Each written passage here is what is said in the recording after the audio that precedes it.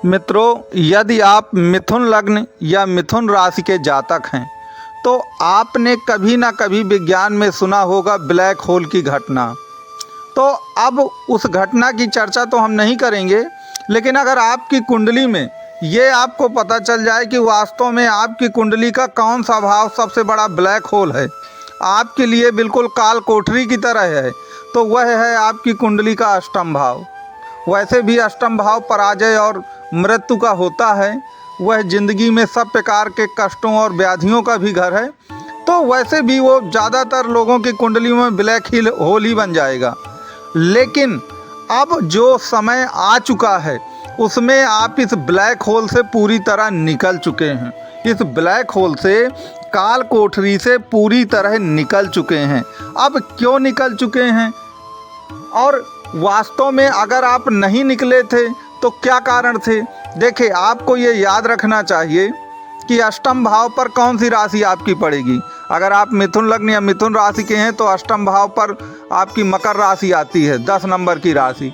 और 10 नंबर की राशि काहे की होती है? आप जानते हैं काल पुरुष की कुंडली में जो दसम भाव है वो कर्म का भाव होता है। तो यदि दसम की राशि आपके अष्टम भाव में पड़ जाती है तो दसम भाव तो कर्म का होता है, दसम राशि, और अष्टम भाव मृत्यु का या खत्म हो जाने का होता है। तो फिर वो कर्म जो हैं वो पूरी तरह खत्म हो जाते हैं। और उस पर भी अगर सन की ढैया चलने लगे तो कर्म पूरी तरह खत्म हो जाते हैं। और आपको मालूम है ना कि अगर आपके कर्म ही पूरी तरह खत्म हो गए तो आप भी पूरी तरह खत्म हो गए। इसीलिए तुलसीदास जी ने कहा भी था कि सकल पदार्थ यही जग माही, अकर्महीन गति पावत नाही। कि जो कर्महीन लोग होते हैं उनको किसी प्रकार की गति प्राप्त नहीं होती। लेकिन वो सब बातें पुरानी हो गई। आप उस काल कोठरी से, दुख भरी काल कोठरी से बाहर निकल आए हैं और अब ये वो समय आ गया है जब आप राजमहल के सुखों को भी भोगेंगे। तो यह सब परिवर्तन कैसे होगा और उसके लिए आपको करना क्या पड़ेगा? क्योंकि देखिए, आप ये चीज़ समझ लीजिए कि इस दुनिया में कोई भी वस्तु फ्री की नहीं मिलती। किसी को कुछ ना कुछ तो मेहनत करनी ही पड़ेगी, ऐसे फ्री की नहीं मिल जाएगी। तो वास्तव में ये महलों का जो सुख है वो कैसे प्राप्त होगा और उसके लिए आपको क्या करना पड़ेगा, इन्हीं सब की चर्चा इस वीडियो में की जाएगी। आपसे मेरा ये निवेदन है कि फटाफट आप लाइक, शेयर और सब्सक्राइब वीडियो को ज़रूर कर दें। तो मित्रों, जैसा कि आपको मालूम है कि मैंने क्या कहा कि कर्म आपका सुसुप्त हो जाता है। चूँकि आपकी 10वें भाव, जो दसम भाव होता है, वह राशि आपके अष्टम भाव पर आ जाती है। और पिछले कई वर्षों की पीड़ा आपने झेली है। पिछले कई वर्षों की पीड़ा, चूँकि सन की ढैया भी चल रही थी, लेकिन 2023 के शुरुआत में वो सब बातें समाप्त हो गई और वहाँ से कहीं ना कहीं आपका समय थोड़ा थोड़ा सा सुधरना शुरू हुआ होगा। लेकिन वह समय पूरी तरह नहीं सुधर जाएगा, क्योंकि आपको मालूम है पुराने दाग जो होते हैं ना काल कोठरी के, और पुरानी जो मेमोरीज होती हैं वो आगे के जीवन को भी जीने नहीं देती हैं ज़्यादातर। लेकिन अब 2024 में आप पूरी तरह से उससे मुक्त हो चुके हैं। और जो मैं बात आपके लिए कर्म की कर रहा था वही आपको राजमहल का सुख देगा। कैसे देगा? इस समय आपके दसम भाव पर मीन राशि आएगी वहाँ पर, और वहाँ पर इस समय राहु विराजमान है। और राहु दसम का तो सभी विषम जो परिस्थितियां हो वो उसको हटा देता है। क्यों हटा देता है?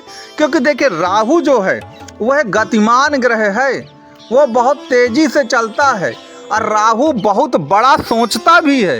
राहु बहुत बड़ा सोचता भी है। और राहु क्या है? राहु स्मार्ट कर्म है। याद रखिए, राहु सन की तरह नहीं है कि पहले आप पूरा कर्म करिए 10 वर्ष, उसके बाद आपको आउटपुट उसका परिणाम मिलेगा।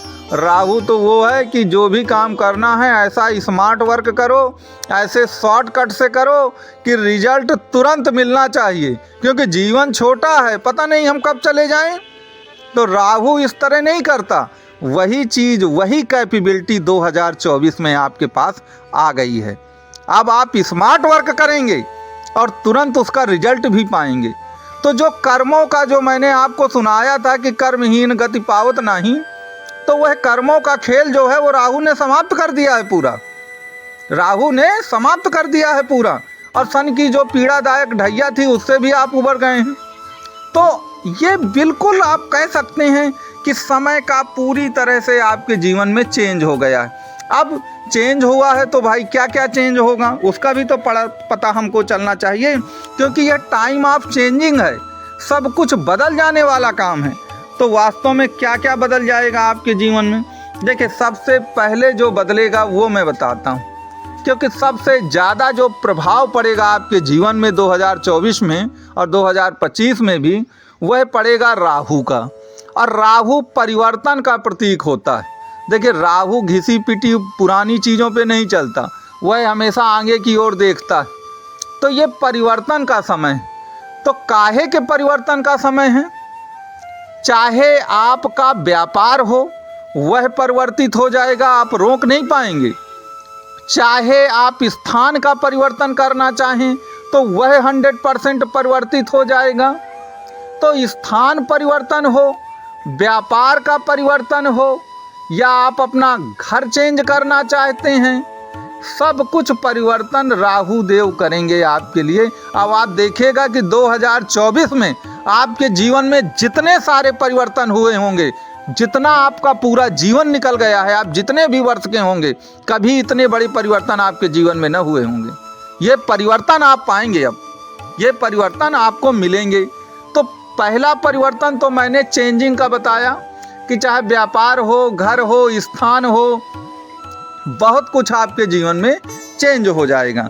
इसके सिवा बहुत दिनों से चली आ रही जो पुरानी समस्याएं थीं, जो आपका पीछा छोड़ ही नहीं रही थी, वह समस्याएं भी एक प्रकार से आपसे ख़त्म होंगी। अब वो समस्याएं हर व्यक्ति के लिए अलग अलग हो सकती हैं। किसी का अदालती कोई मैटर है, कोर्ट कचहरी का, जो उसका पिंडी नहीं छूट रहा था, वो उसी में बेचारा लगा रहता था, उससे आपको राहत मिल जाएगी। कोई व्यक्ति ऐसा था जो बेचारा पुराने किसी कर्ज के जाल में फंसा हुआ था, वो कर्ज से बाहर ही नहीं निकल पा रहा था, तो कर्जे का जो जंजाल है वह उससे बाहर निकलेगा।